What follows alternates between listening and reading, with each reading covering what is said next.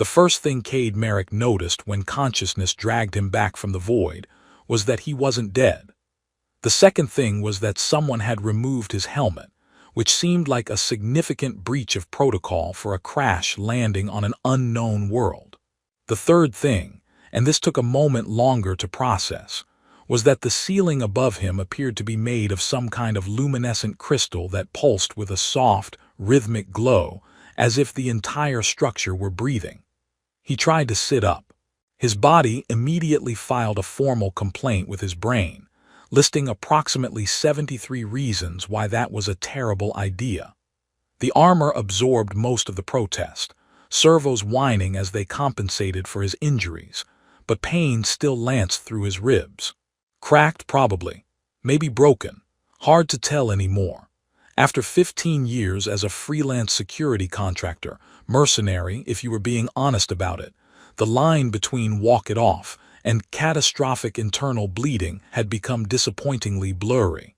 The chamber surrounding him was enormous, with walls that curved upward in impossible angles that somehow still felt organic rather than architectural. Everything gleamed with that same soft bioluminescence, casting no shadows. His tactical display was offline, which meant either the armor's processing core had taken damage or the electromagnetic spectrum on this planet operated under different rules than he was accustomed to. Neither option thrilled him. Footsteps approached from beyond a doorway that hadn't been visible a moment ago. The wall had simply parted, flowing open like water, which raised several interesting questions about local technology that Cade filed away under worry about later.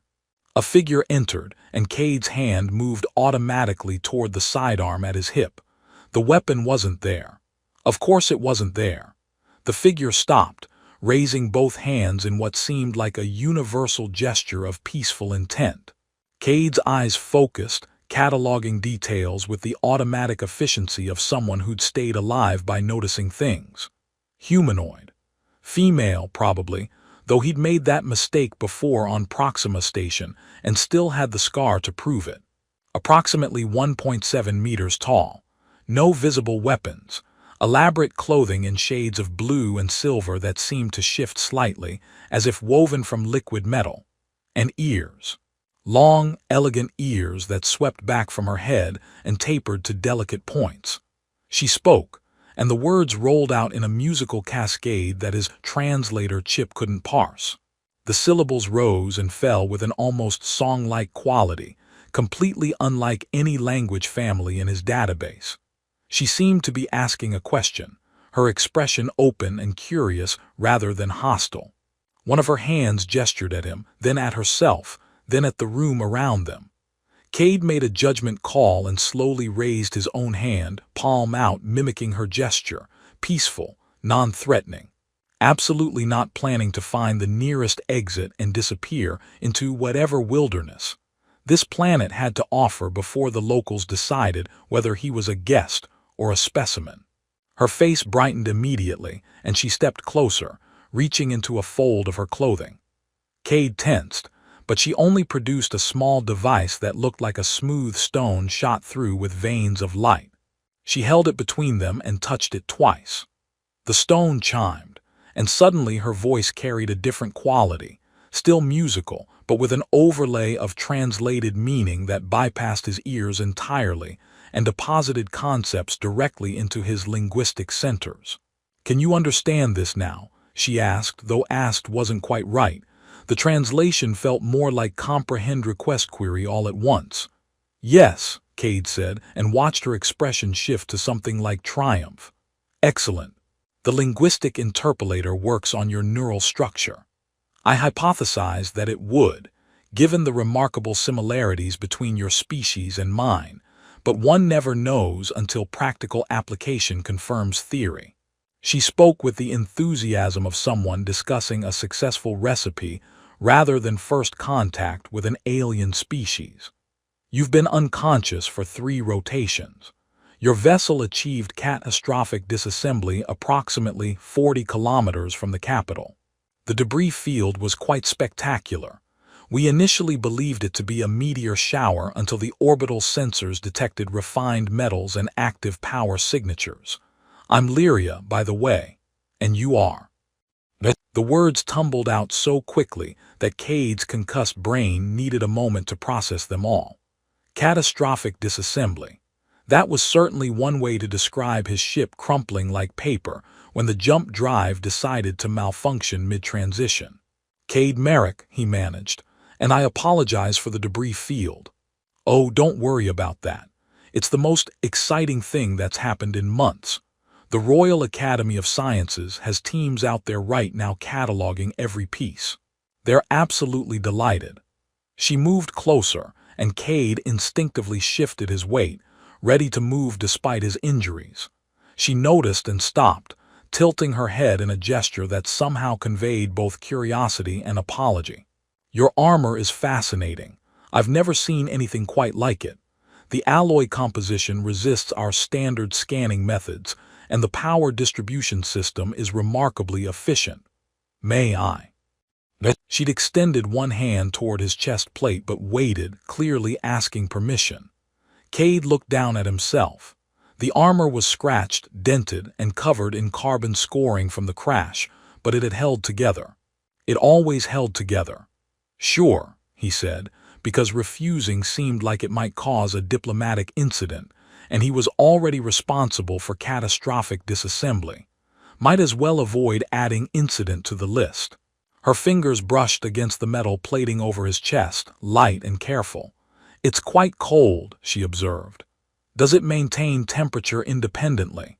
And these joints here," she traced the articulation points at his shoulder, "they move with you, augmenting strength, yes, but also supporting damaged tissue. I can see the medical subroutines in the power flow. You're injured." "Ribs," Cade confirmed. "Nothing critical."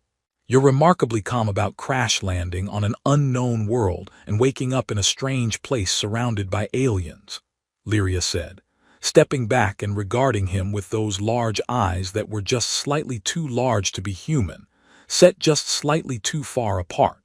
The effect should have been unsettling, but somehow wasn't. "This isn't my first unknown world," Cade said. "Usually the locals are either trying to kill me or sell me something overpriced. You're doing neither, which puts you ahead of about 70% of my first contact experiences." She laughed, a sound like wind chimes. "What a pragmatic outlook. Well, I'm pleased to exceed 70% of your expectations. Though I should mention that you're currently a guest of the Royal House of Eloria, which means you're technically under palace arrest until the council decides what to do with you. But it's very comfortable palace arrest.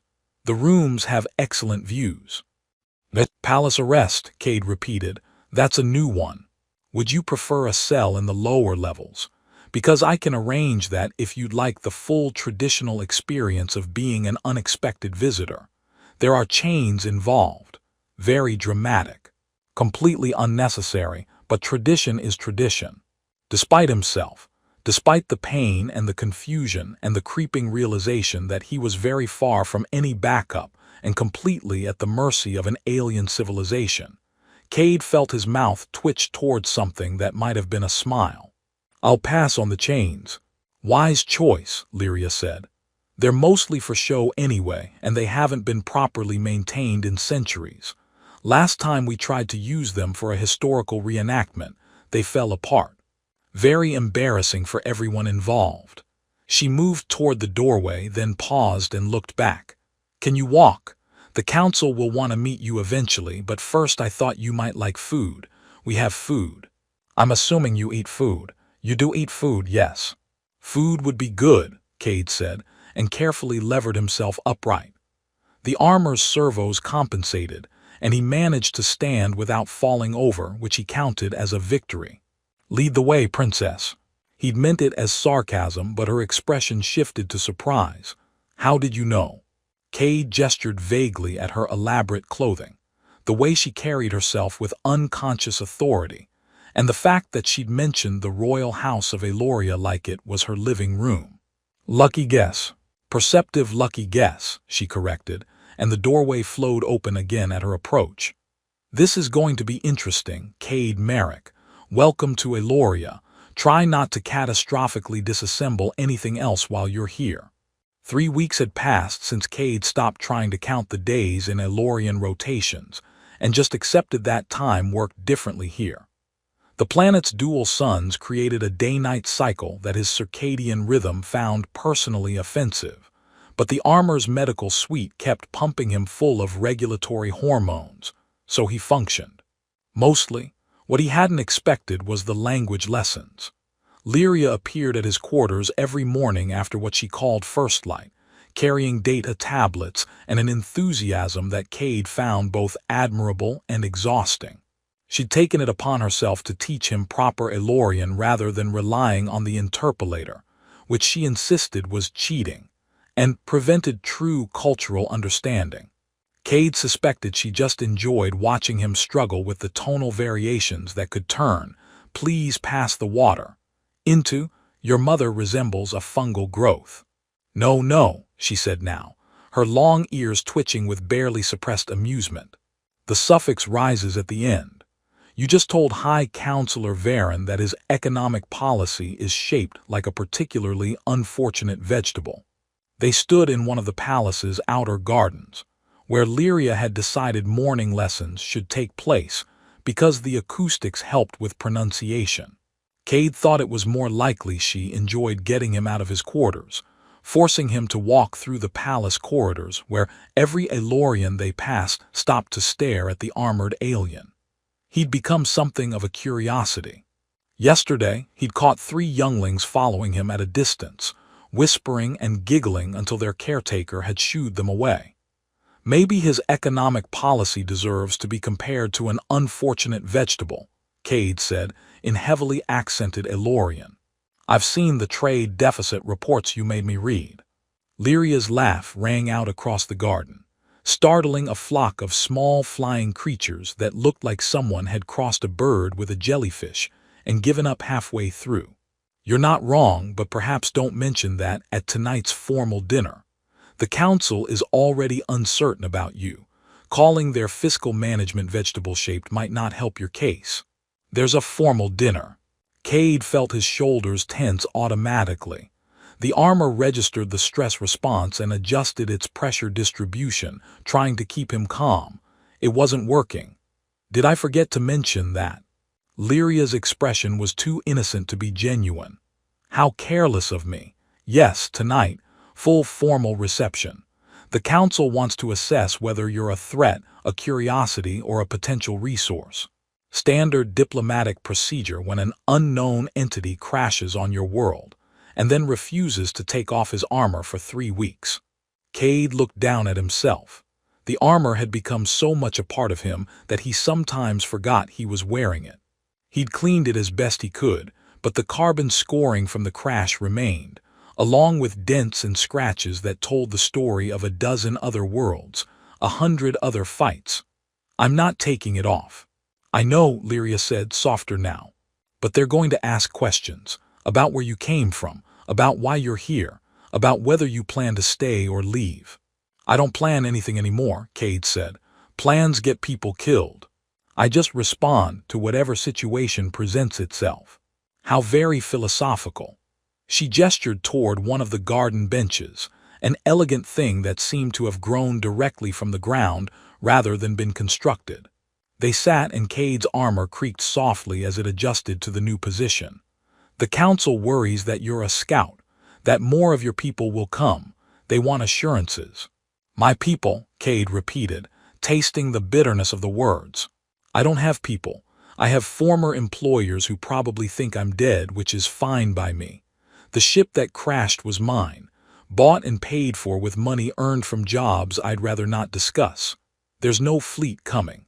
No invasion force. Just me, and I'll leave as soon as I can arrange transport." Lyria was quiet for a moment, watching the jellyfish birds drift through the air currents above them.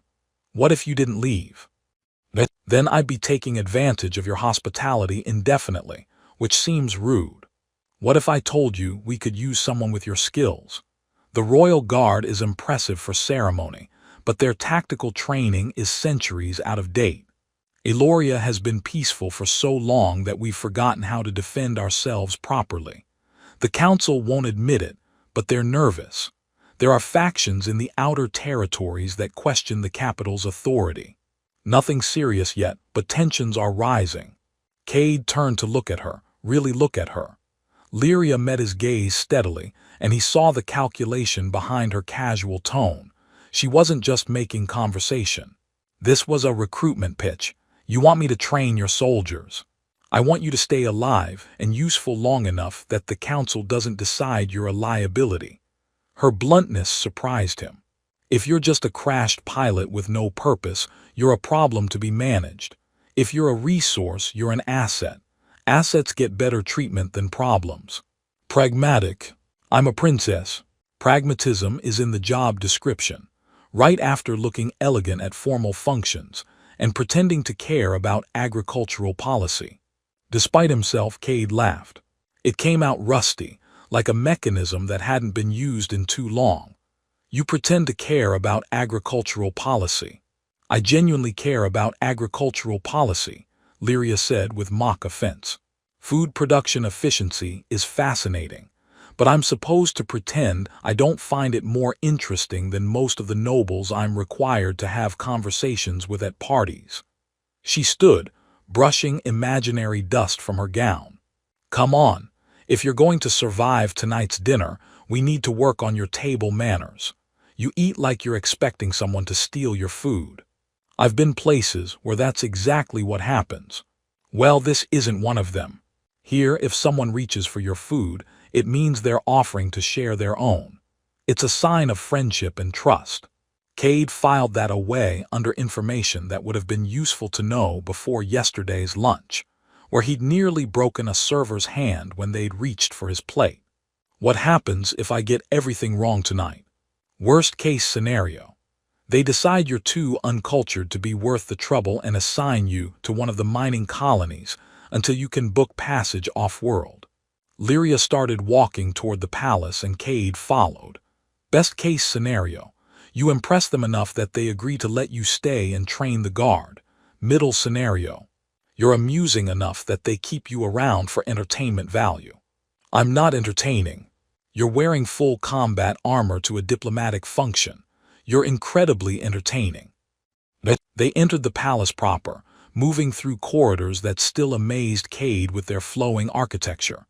Nothing here had sharp corners. Everything curved and connected, organic and intentional. Elorians passed them with nods and curious glances. Some touched their foreheads in what Lyria had explained was a gesture of acknowledgement. Cade had tried it once and nearly knocked himself unconscious on his own helmet. Question, Cade said as they climbed a spiral ramp that seemed to defy several laws of physics. Why do you care whether I stay or leave? Lyria didn't answer immediately. They reached the top of the ramp, emerging onto a balcony that overlooked the capital city. Spires and domes spread out below them, glittering in the light of the dual suns. Because you're the first genuinely interesting thing that's happened to me in years, she finally said. Because you've traveled between stars, seen dozens of worlds, lived a life that's completely different from anything I'll ever experience. Because you're honest in a way that people here aren't.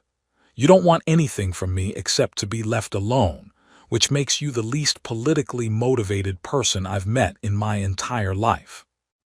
That's a lot of pressure to put on a crashed mercenary. Can you handle it? She turned to face him, and there was something challenging in her expression. Cade thought about the formal dinner waiting for him tonight, about standing in front of the council in his scarred armor while they judged whether he was worth keeping around, about the possibility of staying on this strange world with its luminescent architecture and its princess who laughed at his terrible pronunciation, about all the worlds he'd left behind and all the reasons he'd learned to keep moving. I guess we'll find out, he said. Lyria smiled. That's the spirit. Now come on. We have 4 hours to teach you the difference between the formal greeting for respected elders and the phrase that roughly translates to, "Your face confuses me." They sound remarkably similar, and I'd really prefer you use the correct one. The formal dinner had gone better than expected, which Cade recognized as a dangerous way to think. In his experience, the moment you relaxed was the moment something exploded. He'd made it through 3 courses without insulting anyone, managed the formal greetings without confusing anyone's face, and even earned what might have been an approving nod from High Counselor Varen when he'd offered a tactical assessment of the palace's perimeter defenses. Then, 6 days later, something exploded. The blast came from the eastern wing just after second sunset, a deep concussive thump that Cade felt through the floor before he heard it. His body moved on instinct, armor servos whining as he sprinted toward the source while everyone else was still processing what had happened. He'd been in the training courtyard working with a group of Royal Guard members who were discovering that ceremonial pike formations didn't translate well to actual combat scenarios. Smoke billowed from a shattered window 3 levels up. Cade's tactical display flickered to life, finally having enough local data to map the palace structure. The explosion originated from the council's private meeting chambers. His combat overlay highlighted potential secondary blast zones, structural weaknesses, and 3 different evacuation routes. He took the stairs 4 at a time, ignoring the protests from his still-healing ribs. Guards in ornate armor rushed past him going the opposite direction, herding nobles and staff toward safety. Nobody tried to stop him. The armor made him look official enough that people assumed he knew what he was doing. The corridor outside the council chambers was chaos. Elorian guards clustered around the entrance, their ceremonial weapons drawn but clearly uncertain what to do with them. The massive doors had been blown outward, hanging twisted from their hinges. Inside, Cade could hear shouting. He pushed through the guards, earning startled protests that he ignored. The chamber beyond was a disaster. The elegant curved walls were blackened and cracked. The central conference table had been split in half. 4 council members were sprawled on the floor, injured but alive. 2 guards stood over them, weapons pointed at a 5th figure. Lyria stood in the center of the destruction, her gown torn and singed, blood trickling from a cut above her eye. She held something in her hand that looked like a crystalline sphere, pulsing with an angry red light. "Everyone out," Cade said in his command voice, the one that expected obedience. "Now." "We're not leaving the princess with," one of the guards started. "That's a cascade detonator," Cade interrupted, his armor scanner identifying the device's energy signature. "If it completes its sequence, it'll take out this entire wing. You have about 90 seconds to get the wounded council members to safety. Move." The guards looked at Lyria. She nodded once, sharp and decisive. "Go, get them out." They went, half carrying the injured council members. Cade heard them shouting orders in the corridor, the sound of rapid evacuation. He waited until the footsteps faded, then looked at Lyria. "So," he said, "this is new." "There's a deactivation sequence," Lyria said, her voice tight with concentration. "I'm trying to remember it. My uncle taught me years ago. Something about harmonic resonance and counter-frequency modulation." "Your uncle taught you bomb disposal." "My uncle was paranoid about assassination attempts. He insisted all the royal family learn basic security protocols." The sphere pulsed faster, the light intensifying. "It's not working. I'm missing something." Cade moved closer, his armor scanner analyzing the device. "It's political signature tech, designed to respond only to specific genetic markers. Whoever planted this wanted to take out the council and probably frame someone in the process." "Wonderful, so we're dealing with an inside conspiracy and imminent death. How's your week going?" Despite everything, Cade felt that rusty laugh trying to escape again. "I've had worse. 4th moon of Theta Prime, someone tried to kill me with a biological weapon that turned out to be allergic to itself. Died before it could reach me. Very anticlimactic. I'm glad your near-death experiences have been disappointing." Lyria's hands trembled slightly around the sphere. "Cade, if I can't deactivate this, then we throw it out the window and hope the palace's structural integrity fields contain the blast." "The fields are decorative. They haven't been updated in 2 centuries. The explosion will still cause significant damage. Better than losing you and the council chambers. Cade moved beside her, studying the device. His armor's database was cycling through every explosive tech signature he'd encountered in 15 years of military contracting. Wait, I recognize this. It's modified Kessler tech, mercenary grade, which means it has a failsafe. What kind of failsafe? The kind designed by people who occasionally need to change their minds about explosions. There. His gauntleted finger pointed to a nearly invisible seam in the crystal. Apply pressure there while simultaneously disrupting the harmonic frequency. It'll force a hard shutdown. How do I disrupt the harmonic frequency? Cade pulled a small tool from his armor's utility belt. This is a sonic disruptor, technically illegal in 7-star systems. Don't ask why I have it. I'm a princess in the middle of an assassination attempt. I genuinely don't care about your questionable tool collection. He handed her the disruptor, then guided her hand to the seam in the crystal. On 3, 1, 2. Wait. Lyria looked up at him. If this doesn't work, I want you to know that the past few weeks have been the most interesting of my life, and I'm genuinely grateful you crashed on my planet, even if it ends with both of us being blown into our component atoms. That's very touching. 3. They activated both mechanisms simultaneously. The crystal sphere shrieked, a sound like breaking glass mixed with a dying star. The red light flared blindingly bright. Cade's armor automatically polarized his visor. Then the light died, the shrieking stopped, and the sphere went inert. Lyria dropped it like it had burned her. It clattered across the floor, now just an empty piece of crystal.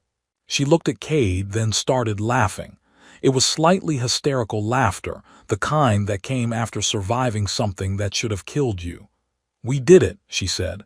We actually did it. That was possibly the stupidest thing I've ever done, and I once tried to ride a storm beast on a dare. You rode a what? Story for another time.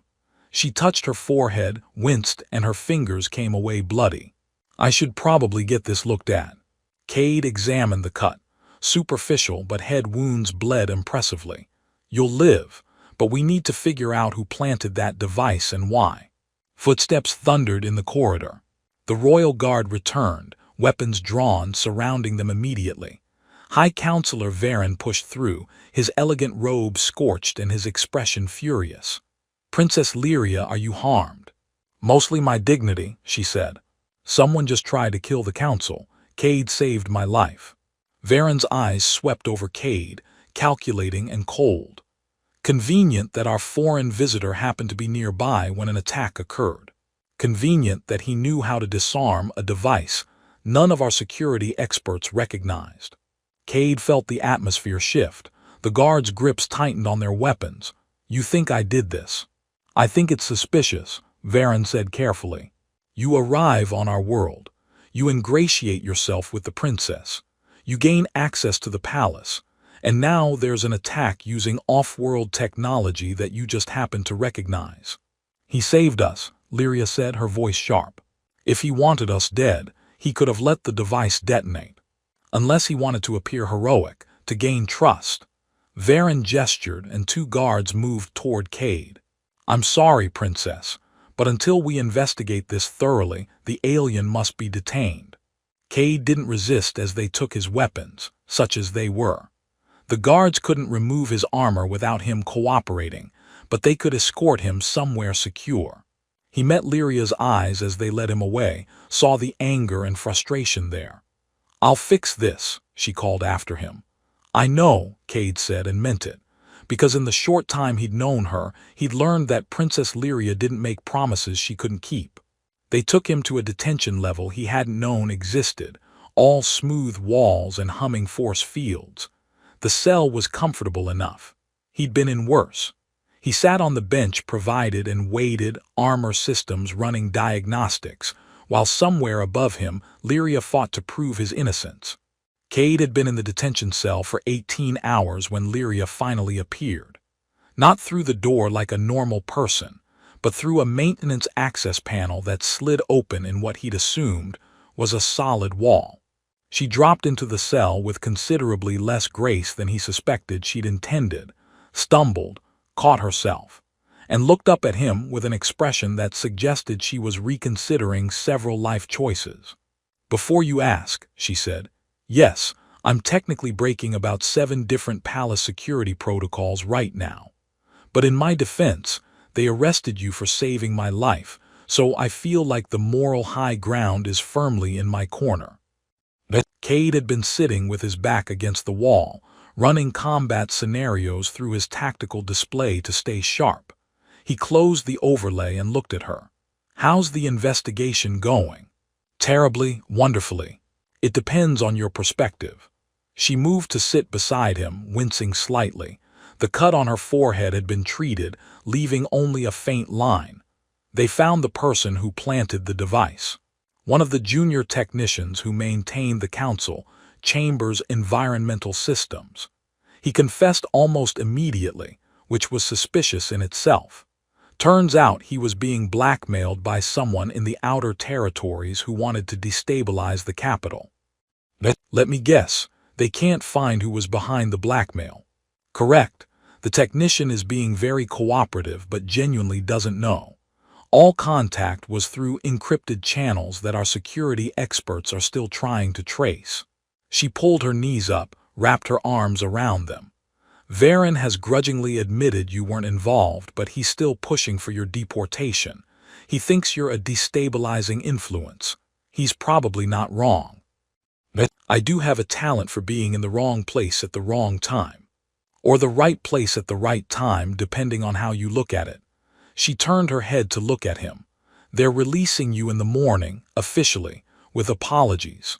Very formal, very embarrassing for them. But here's the interesting part. The attack has changed things. The council is frightened. They're realizing that peace doesn't mean safety, and their security infrastructure is a joke. 3 different council members have privately approached me about your training program for the Guard. So I'm going from suspect to security consultant. That's quite a promotion. You're surprised that politicians are opportunistic." Not even slightly. Cade shifted and his armor creaked. He'd been wearing it for so long that the interface had started sending him warnings about required maintenance. "When do I leave?" Lyria was quiet for a moment. "You keep saying that, leave, like it's inevitable, like you can't possibly imagine staying." "I don't stay places, it's not what I do." "Why not?" The question hung between them in the dimly lit cell. Cade could have deflected, made a joke, changed the subject. He was good at that.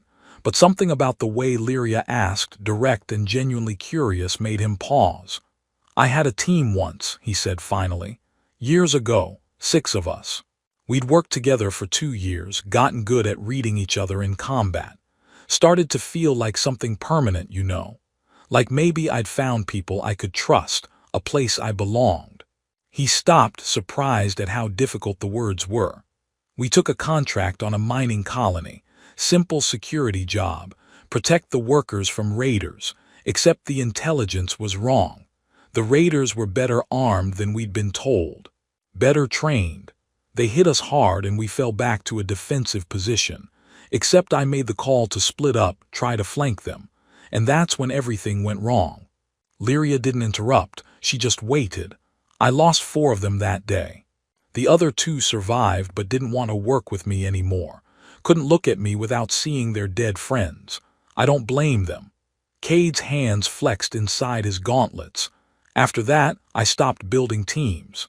Stopped staying anywhere long enough to form attachments. Just took solo contracts, kept moving. The armor helps. People see it instead of me. Makes it easier." "That's the saddest thing I've ever heard," Lyria said softly. "It's practical." "It's lonely." Cade didn't have an answer for that.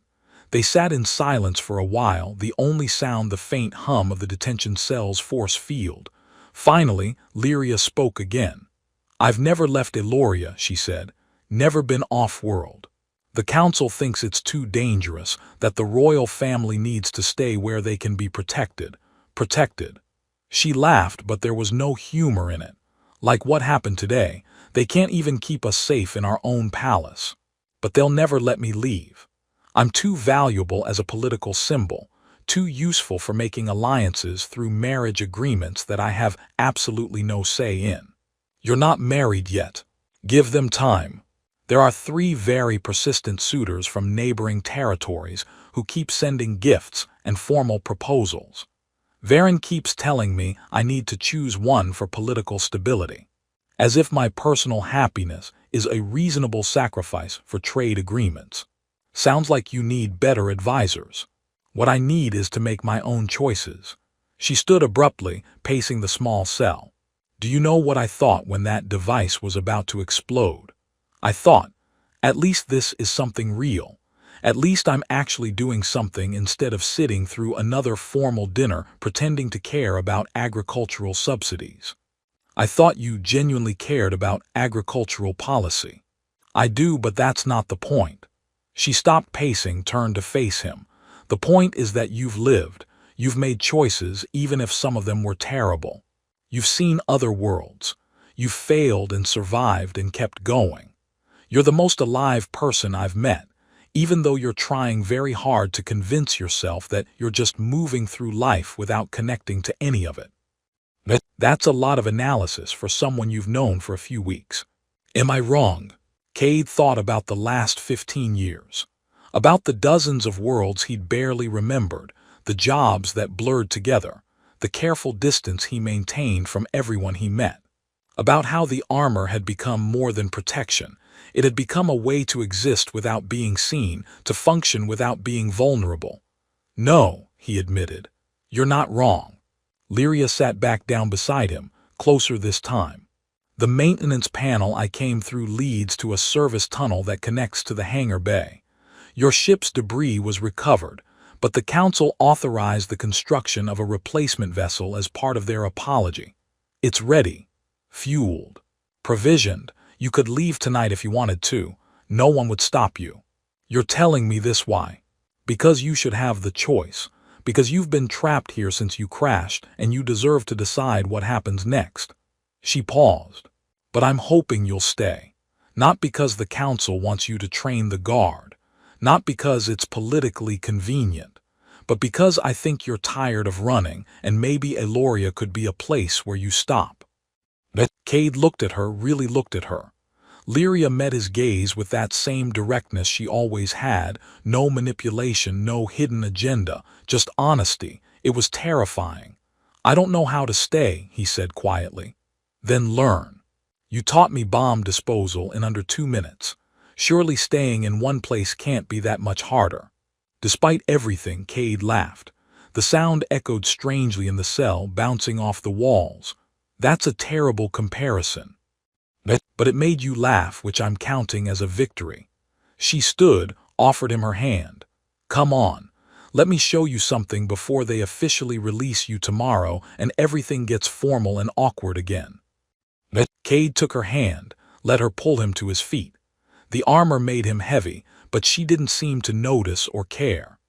They went through the maintenance panel, crawling through service tunnels that clearly weren't designed for someone in full combat armor. Cade had to remove his helmet to fit through some sections, which felt strange. He couldn't remember the last time he'd taken it off voluntarily. They emerged onto a balcony he didn't recognize, high up on the palace's eastern tower. The dual suns were setting, painting the sky in colors that didn't exist in standard spectrum charts. The capital city spread below them, lights beginning to twinkle as evening settled. This is my favorite place, Lyria said. When I need to think, I come here. It helps me remember that there's a whole world out there beyond council meetings and formal obligations. Cade stood beside her, looking out at the alien city. It's beautiful, he said, and meant it. It could be yours too, if you wanted. She glanced at him, no pressure, just something to consider. The morning after his official release, Cade stood in his quarters staring at his armor. He'd removed it piece by piece, something he almost never did. The plates lay scattered across the floor like shed skin, and without them he felt exposed in a way that had nothing to do with physical vulnerability. His ship was ready, Lyria had told him that. He could leave today, slip away before the formal apology ceremony, before the council could assign him duties or expectations or responsibilities. It would be easy. It was always easy to leave. Someone knocked on the door. Not the gentle chime that usually announced visitors, but an actual physical knock. Cade pulled on a simple shirt and pants that Lyria had provided weeks ago, then opened the door. She stood there holding 2 cups of something steaming. "I brought breakfast." "Well, liquid breakfast. It's a traditional Elorian blend that's supposed to promote clarity of thought. Mostly it just tastes like someone liquefied a garden, but it's the thought that counts." Cade accepted the cup, sipped it. She wasn't wrong about the garden thing. "You knew I'd taken off the armor." "I guessed. You have that look people get when they've made a decision they're not quite ready to talk about yet." She walked past him into the quarters, saw the armor scattered on the floor and nodded as if confirming something. "So, are you leaving?" "I don't know," Cade said honestly. "I keep running the scenarios, staying versus leaving, calculating probabilities, risk factors, potential outcomes. My tactical training keeps insisting that leaving is the logical choice. Fewer complications, cleaner exit. But logic doesn't account for the fact that I don't actually want to leave." The words came out harder than he'd intended, frustration and confusion mixing together. "Which doesn't make sense. I've been on dozens of worlds. Most of them were more comfortable, less complicated, but none of them made me want to stay." Lyria set down her cup, moved to the window. "Can I tell you something? Yesterday, after I showed you the balcony, Varen cornered me. He's convinced I'm making a political mistake by advocating for you. He thinks you're a security risk, that allowing you to train our forces means giving a foreigner too much influence. He suggested, very diplomatically, that perhaps the wisest course would be to let you leave quietly. He's not wrong, I am a risk. Everyone is a risk, that's what I told him. Every person you trust, every connection you make, every time you let someone past your defenses, it's all risk. The question is whether the risk is worth it." She turned to face him. "You're worth it, Cade. Not because you're useful or skilled or can teach our guards how to actually fight, but because you're honest and you make me laugh and you see me as a person instead of a political asset. That's rare. That's valuable." Cade set his own cup down, suddenly needing his hands free even though he wasn't sure what to do with them. "I've spent 15 years making sure people couldn't see past the armor. It's safer that way. For everyone." "Is it though? Or is it just lonelier?" Lyria crossed the room, stopped in front of him. "I'm not asking you to stop being careful. I'm not asking you to forget what happened to your team. I'm just asking you to consider that maybe, possibly, you deserve a chance to be more than your worst day." "That's a lot to ask." "I know, but I'm a princess. Asking for impossible things is kind of my specialty." She smiled, but there was uncertainty behind it. "The ship is ready. The council has authorized your departure whenever you choose. No one will stop you, but if you stay, you'll have a place here. A job, yes, but also a friend. Maybe more than that eventually if you wanted. No pressure, just possibility." Cade looked at her, this princess from an alien world who'd somehow worked her way past every defense he'd built. Then he looked at his armor, scattered and empty on the floor. Without it, he was just Cade Merrick, not the mercenary, not the soldier, just a man who'd been running for 15 years and was tired of it. "Your uncle," he said. "The paranoid one who taught you bomb disposal. What else did he teach you?" Lyria blinked at the apparent subject change. Strategy mostly, political maneuvering, how to identify threats." "Why?" "Because if I'm going to train your guards, I'll need someone who understands both the military and political aspects. Someone who can interface with the council when I inevitably offend someone by being too direct. Someone who can translate my experience into something that works for Elorian culture." Her eyes widened slightly. "You're staying." "I'm staying," Cade confirmed and felt something in his chest loosen. "At least for a while, see how it goes. I reserve the right to catastrophically disassemble things and flee if it gets too complicated." Lyria laughed, bright and genuine. Deal, though I'm going to hold you to a higher standard than your ship. Try not to catastrophically disassemble anything important. No promises, I have a track record. She moved closer, reached out, and her fingers brushed against his arm where the armor usually covered it. The touch was light, tentative, asking permission. This is strange, seeing you without the metal, you look different. Smaller, more vulnerable, significantly less impressive. More human, she corrected. More real, I like it. Cade looked down at where her hand rested on his arm. No armor between them. No barrier, just skin and the possibility of connection. It should have terrified him. Maybe it did a little, but mostly it felt like relief. I'm going to be terrible at this, he warned. At staying, at being part of something. I'll probably try to leave at least 3 times before I get used to it. I'll lock the hangar bay, Lyria said solemnly. Very inconvenient for fleeing. You can't lock a hangar bay, that's a safety violation. Then I'll stand in front of your ship and be very disappointed at you until you give up. That might actually work. Cade found himself smiling, the expression feeling strange and good. Fair warning, I don't know what I'm doing here, any of this. The training, the staying, the not being alone thing. I'm going to make mistakes. Good. Perfect people are boring and exhausting. I'll take flawed and trying over perfect and distant any day. She stepped back, gave him space. The council meeting is in 3 hours. They're expecting you. Armored, I assume. Cade looked at the scattered plates on the floor. The armor had protected him for 15 years. It had kept him alive, kept him distant, kept him moving. But maybe it was time to try something different. Maybe it was time to let people see past the metal. Maybe not, he said. Maybe I'll show up as just me for once, see what happens. Lyria's expression shifted to something soft and hopeful. That's the bravest thing I've ever heard you say. It's definitely the stupidest. Bravery and stupidity are often the same thing from different angles. She picked up both cups, headed for the door, then paused. For what it's worth, I'm glad you crashed here. Even if your ship's catastrophic disassembly did terrify half the capital and create an enormous amount of paperwork. Best unintentional arrival ever. Top 3 at minimum. She smiled once more, then left, the door sliding closed behind her. Cade stood alone in his quarters, looking at his armor.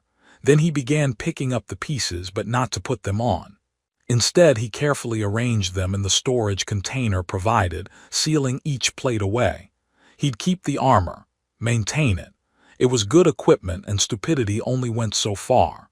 But for today, for this new beginning, he'd face the council as himself. Just Cade Merrick, no longer running, no longer hiding, finally, improbably home.